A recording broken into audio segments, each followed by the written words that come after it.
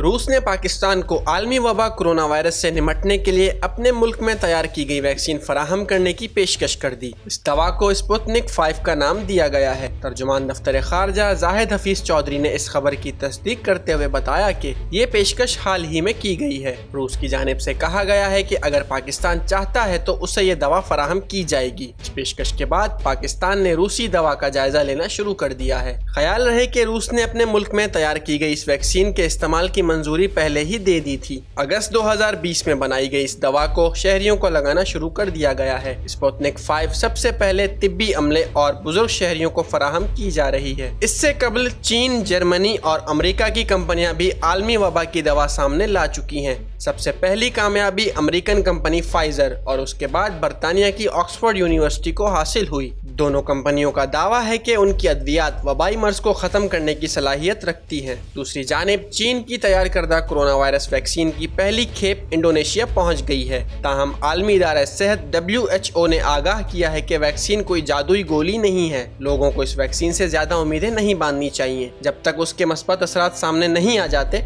तब तक कोई भी दावा करना नामुनासिब है।